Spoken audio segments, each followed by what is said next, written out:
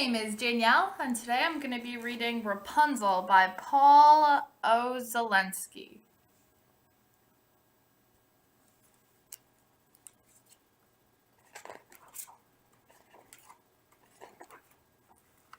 Long ago, there lived a man and a woman who had no children. As the year followed year, this was their only sorrow. Then one spring, the wife felt her dress growing tight around her waist.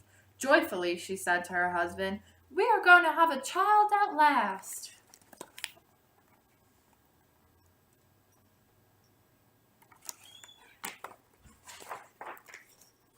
The wife liked to sit by a small window at the back of their house and look down onto a beautiful garden. Flowers grew there, and the rare fruits and herbs of every kind. The garden belonged to a sorceress who had enclosed it on all sides with a high wall. No one ever dared to enter it. One day, as the wife sat by the window, her eyes fixed on a bed of Rapunzel's. The herb looked so luxuriant, so green and thick and fresh, that she felt a terrible longing to taste it. Day after day, her cravings grew until she began to suffer from it. She became pale and wretched and said to her husband, "If I can eat some of the Rapunzels from the garden behind our house, I'm going to die."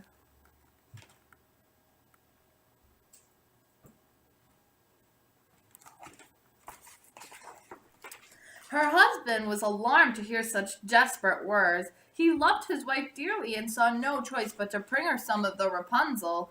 10 times, 20 times, he circled the garden wall, but found neither door nor gate. So lowering himself through the window at the back of the house, he climbed onto the sorceress's garden. Quickly, he pulled up as much Rapunzel as he could hold and scramble back up through the window. His wife made a salad of the roots and greens and devoured it with a wild hunger, so intensely, so delicious, that when she tasted, she nearly fainted as she ate. Yet the next day, her cravings for Rapunzel were even fiercer than before.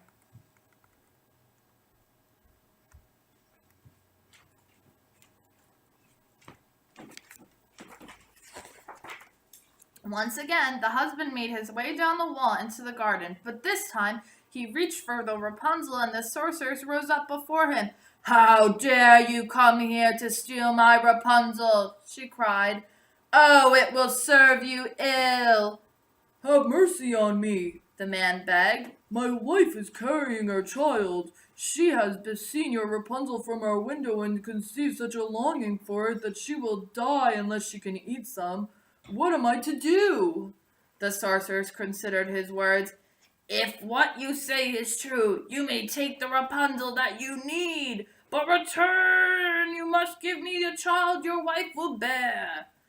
The frightened husband did not know what to say. Rather than see his wife die, he agreed to the demand, and when the child was born, the sorceress appeared in the room. She named the baby girl Rapunzel and carried her away.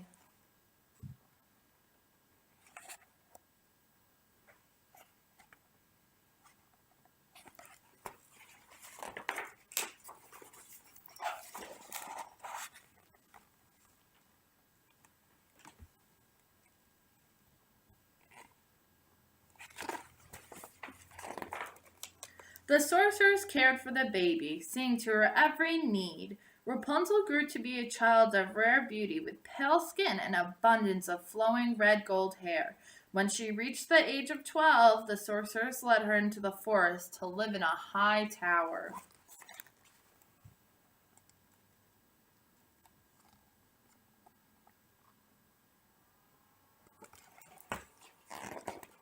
The tower was a great column rising in the middle of the woods. Although it looked narrow on the outside, on the inside it was large, with many elegant rooms.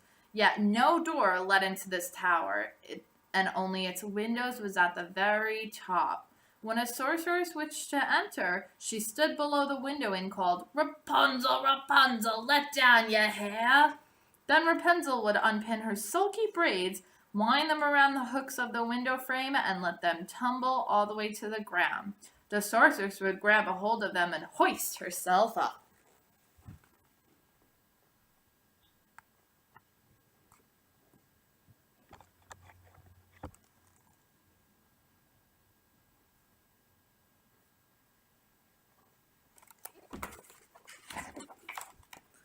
For years, Rapunzel lived alone in her room above the treetops, visited only by the sorceress. Then one day, a king's son came riding through the woods. As he neared the tower, he heard a voice sweeter than any he had ever known. It was Rapunzel, singing to the forest birds. Charmed by her voice, the prince fell deeply in love. He circled the tower 10 times, 20 times, but found no entrance. "How strange is this tower," he said to himself as he felt he would die of sadness. He inquired the nearest houses, where he was told that the tower belonged to a sorceress who was keeping a young girl shut away inside. Day after day the prince returned, hoping to glimpse the girl whose sweet singing had moved him so.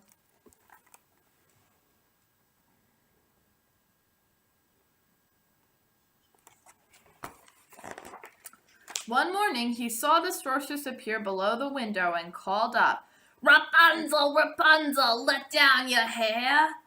At once the prince knew how he too might enter the tower. The next evening he stood under the window and called, "Rapunzel, Rapunzel, let down your hair." Rapunzel's hair came blowing down. The king's son took a hold of it and pulled himself up. "Heaven preserve me!" cried Rapunzel when the prince stepped through her window, for she had never set eyes on a man before, but he had begun to speak to her with such friendly ways that her fear was soon gone.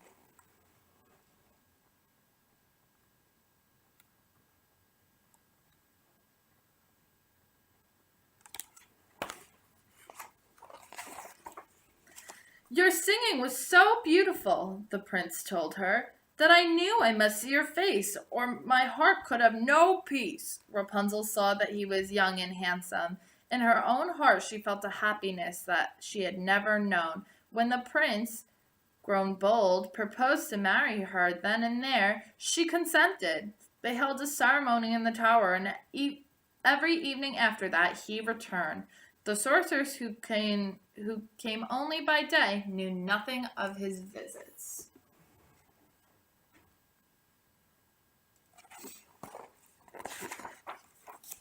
One day, when the sorceress entered the tower, Rapunzel said, "If you please, stepmother, help me with my dress.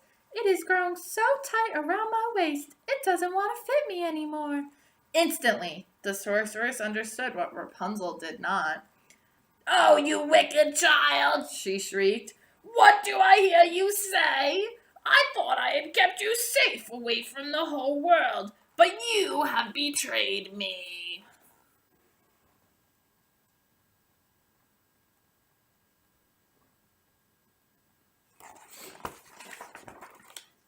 In a rage, she seized the braids and coils of Rapunzel's silky hair and sheared them off.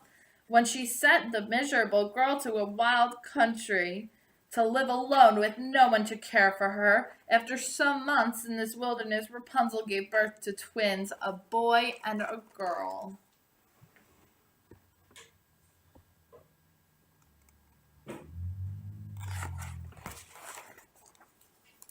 Once the sorceress had cast Rapunzel out of the tower, she gathered the cut-off hair and fastened it to the window hook. That evening, when the prince called up, "Rapunzel, Rapunzel, let down your hair," she let the hair cascade down. The poor prince pulled himself up the window, only to be confronted by the sorceress, her eyes wild in fury. "So you have come to fetch your dearest darling," she cried. "Well, you shall not see her again. Rapunzel is lost forever." Struck through with grief, the prince let go of the braids and plummeted to the ground.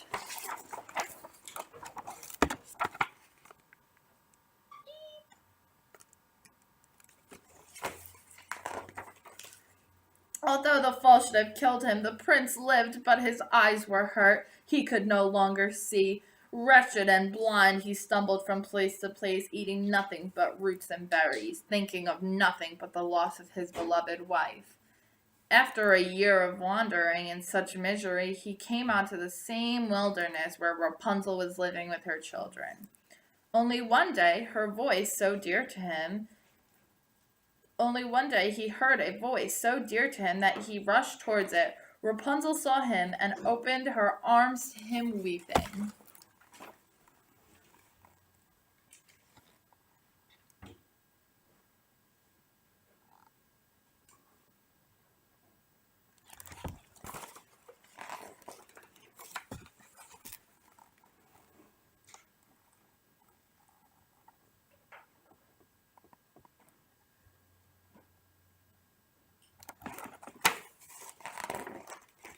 As Rapunzel embraced the prince, 2 of her tears fell into his eyes. Suddenly his vision grew clear. Once again the prince could see. He gazed at Rapunzel and their 2 beautiful children. He looked up at the hills beyond the rocky landscape and he knew that he was not lost. The prince led his family out of the wilderness towards the kingdom, where they were received with great joy.